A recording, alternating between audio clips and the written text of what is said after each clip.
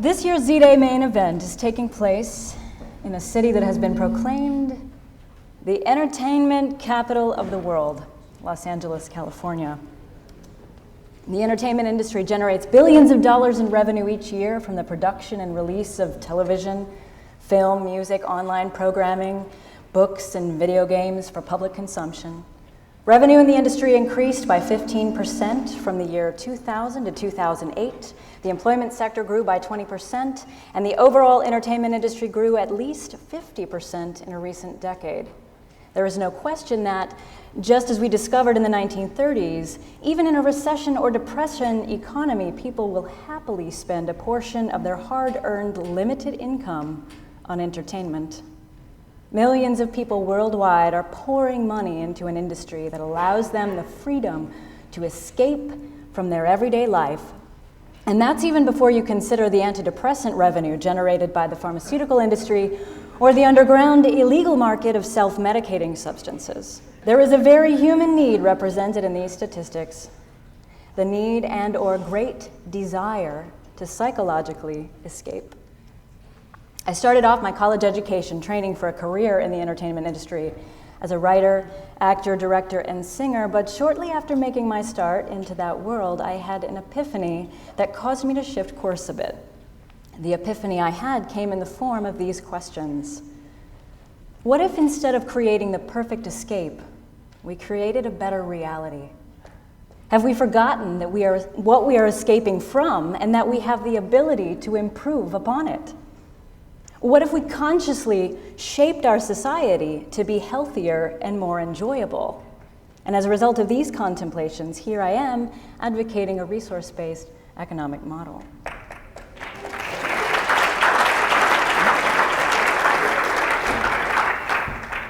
I've titled this presentation, Moving from the Great Escape to an Improved Reality, and I want to begin by posing this question to you, members of the audience, and I don't know if we can up the house lights just a tad for this one. Thank you. What comes to mind when I ask, what do you enjoy escaping from? Take a quick moment to reflect on your own circumstance and consider what applies to you personally, and of those answers that come to mind, pick just one of those for a quick exercise. Now that you have one in mind, one of those things you enjoy escaping from, similar to evaluating personal relationships within a 6 degrees of separation framework, I'd like you to consider just how many degrees that problem you're thinking of is from money, either having money, needing money, or managing money, a degree being a relationship connection. Now, raise your hand if money is 3 degrees or less from what you are escaping from. Keep your hands up only if it is 2 degrees or less from your problem. Keep your hands up if it is 1 degree away or if money itself was part of what you were thinking of. Quite a few. You may notice that just as in the well-known parlor game called 6 Degrees of Kevin Bacon, when it comes to issues we'd like to escape from, money may be perceived as our Kevin Bacon, which may give a whole new meaning to the phrase, bringing home the bacon. This is not at all to suggest that money is evil, but rather to have you entertain the idea that money is a tool used in our current exchange economy whose detriment often outweighs the benefits of its use, both in work reward scenarios and in a greater social context, when compared to what we can technically accomplish using modern advancements in science and technology. In our current market culture, money is considered a valuable commodity in and of itself in a market system where greater value is placed on scarce resources. But consider this. We can technically feed, clothe, and shelter every person on the planet Earth at this point in human development. Ways to meet those particular human needs are not a mystery to humankind in the technical sense, only in the monetary economic sense of resource acquisition.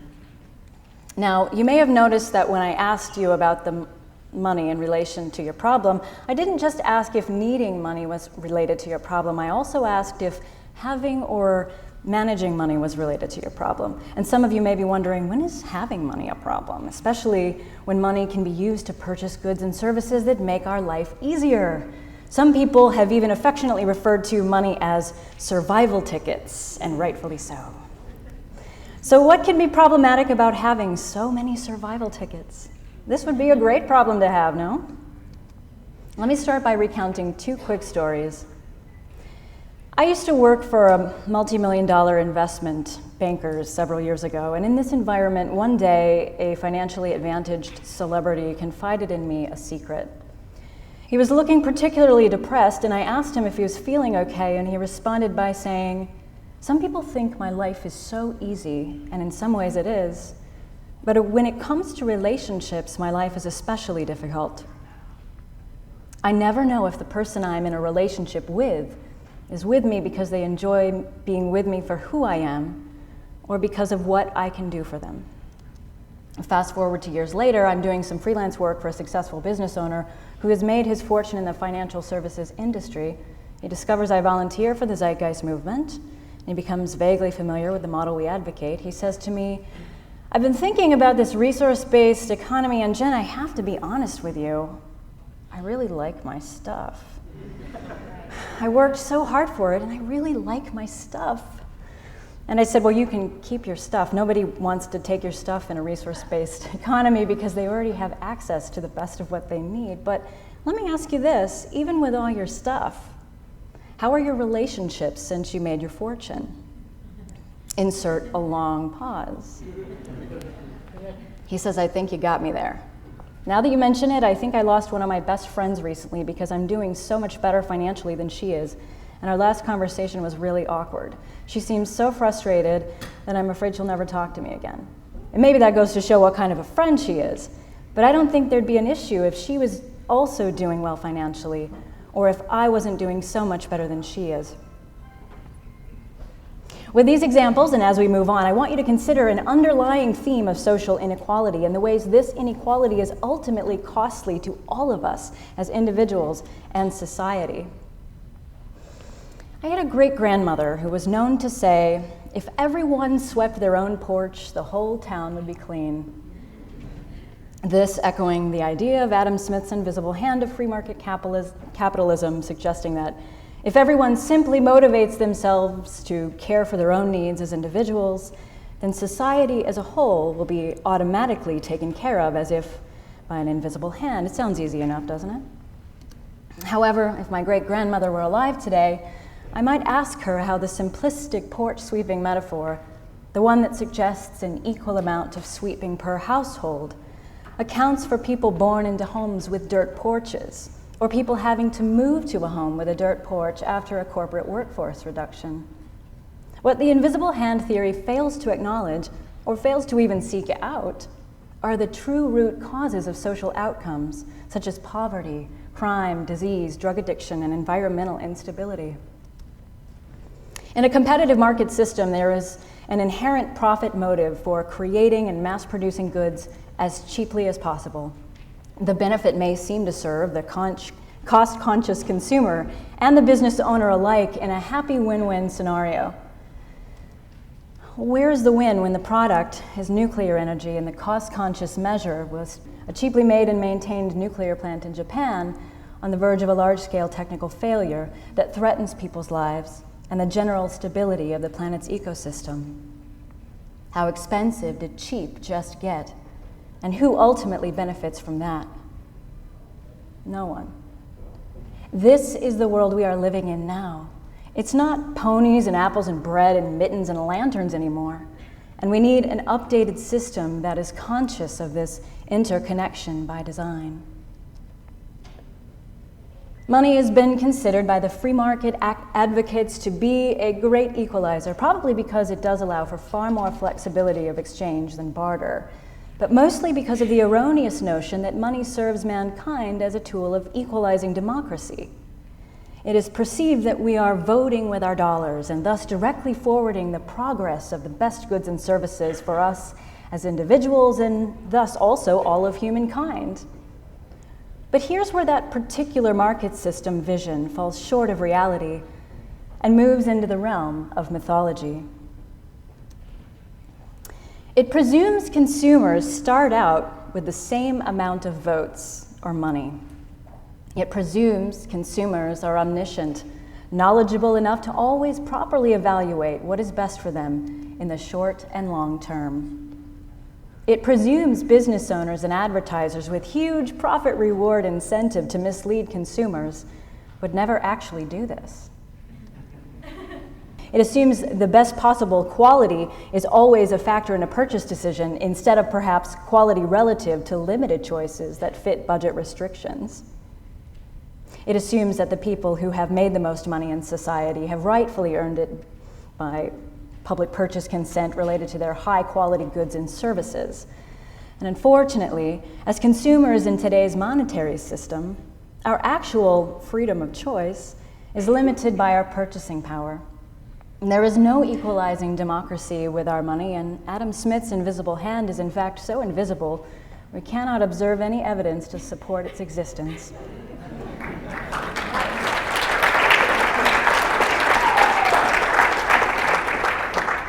As human beings, we start out with the same basic life needs, biological and physiological needs, safety, belongingness, and love needs, self-esteem needs, the needs behind the things we hope money can buy us. And if we're all motivated to alleviate and satiate these needs, and we all have a supposed equal opportunity at doing so, how is it that some end up accomplishing this easily and some don't accomplish it at all? Are there cause and effect patterns that can be detected? Are there conclusions that can be drawn from the feedback of these patterns? Yes. And here's where we move from seeking a great escape from reality to consciously creating an improved reality. And these are characteristics of a resource-based economic model. Number one, no money or market system. Not even a barter or exchange system in that sense. Money is not a need, it's merely a route to a need, an abstraction conceived by men to presumably make life easier, but we can move past that now.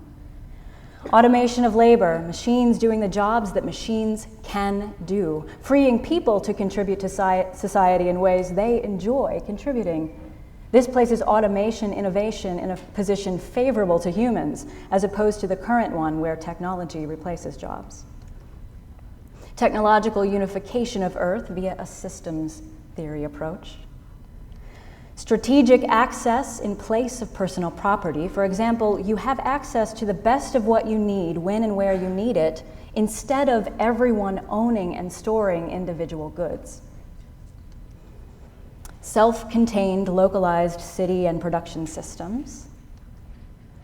The scientific method as the methodology for governance, the proven current best solutions are implemented instead of solutions based on popular opinion of elected officials.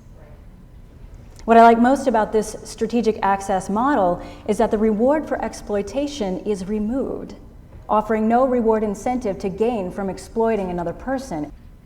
But wait, not so fast.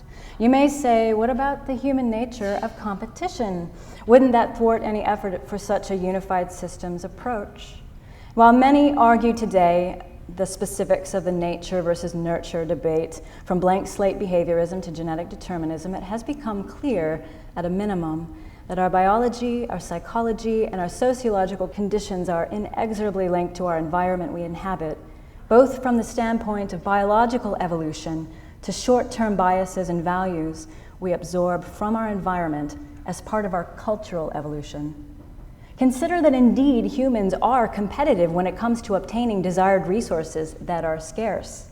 But when resources are plentiful, there is no natural advantage to compete. But wait, what if I don't want to be a part of any global system and you can't force me to? When I run into people who are adamantly opposed to some global access system being imposed on them, I remind them first that they're already in a global system that is imposed on them, the monetary system.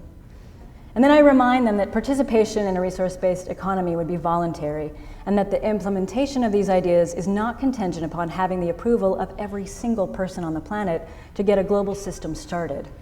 I also then proceed to secretly wonder if these same folks when they are apartment hunting or house hunting, when they walk into a prospective new place and see that it is pre-equipped with plumbing for running water, toilet facilities, electric wiring, and perhaps a cable hookup, they are equally bothered by the imposition of the assumed desire for those basic provisions as they have been built into the said infrastructure. It's so outrageously oppressive, isn't it? But wait, what about incentive? Without money, only relying on volunteers, what's to stop people from becoming lazy and taking advantage of other people's labor? A couple of points to that.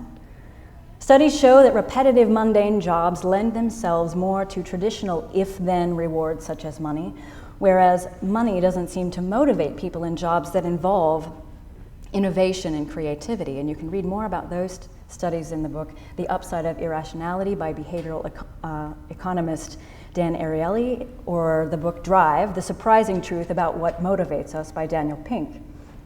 Repetitive and mundane jobs also happen to be the easiest jobs to technologically automate. Without money as an obstacle in a resource-based model, jobs people don't want to do will simply be automated, while jobs that involve human creativity will involve humans that get a reward from the work itself, volunteers. In a 1992 Gallup poll, more than 50% of American adults, 94 million Americans, volunteered time for social causes at an average of 4.2 hours a week, for a total of 20.5 billion hours a year. And that study was done in an environment where people also have to work for money in order to live. So imagine what type of creative and innovative work you might be excited to contribute to if your needs were met at a high standard of living. Consider that the laziness that people fear might occur, behavior that we do see in our current market system, is actually a behavioral response to not having the freedom to choose work that would be quite satisfying to that person while they still have their basic needs met. Even the model of education would be revolutionized in a resource-based economic model in that, for example, instead of a person learning a foreign language in order to earn a suitable grade to put toward a degree certificate that will be used to obtain a job, that will be used to obtain income, that will be used to live. In a resource-based economic model, the reward for learning another language might be that you learned another language.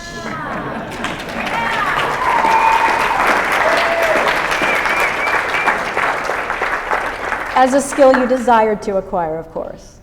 Revolutionary. But at the heart of the questions about incentive and concern about the potential of laziness, there is a familiar theme, that of inequality.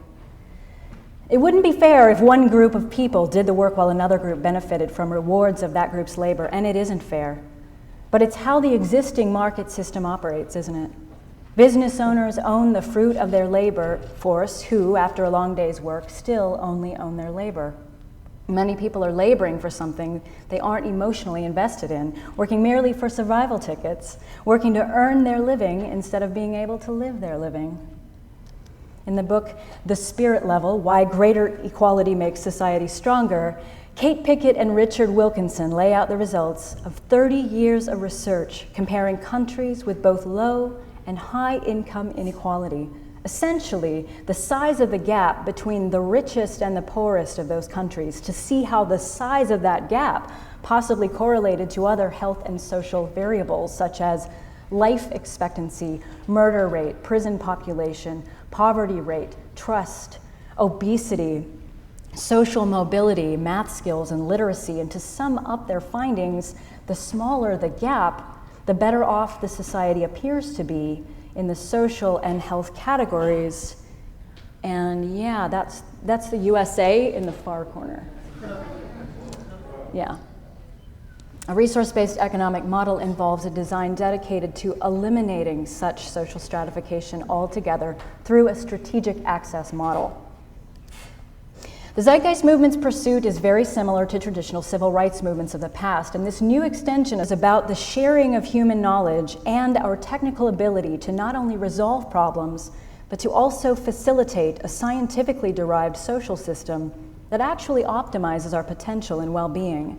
We have the ability to consciously create an improved reality, one that we wouldn't be so excited to escape from. And whether or not we successfully create this reality depends on our ability to create a shift in cultural values towards sustainability. Values that acknowledge the link between social inequality, a healthy environment, and our well-being. You don't have to care anything at all about world peace. You don't have to feel a warm and fuzzy love for all of humankind. You don't even have to like other people. You can actually be completely selfish in your desire for a resource-based economy. You just need to understand, respect, and support the undeniable symbiotic relationship between the well-being of others, the well-being of our shared environment, and the well-being of yourself. A resource-based economic model is not any attempt for a fixed utopian reality. There will still be problems, just new problems, but a move towards a consciously improved reality that is continually updated using science and technology for social concern, simply the next intelligent evolution for humanity. And I'll leave you with this.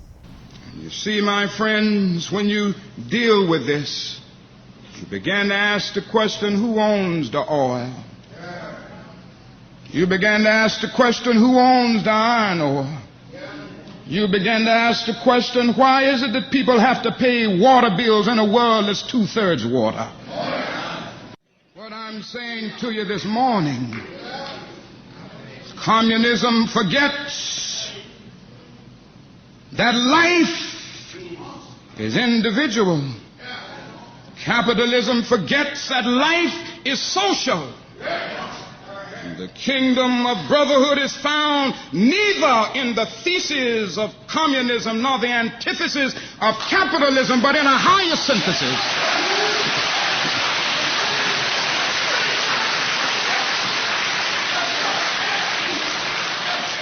It's found in a higher synthesis that combines the truths of both. Now, when I say question in the whole society, it means ultimately coming to see that the problem of racism, the problem of economic exploitation, and the problem of war are all tied together. This concludes my presentation.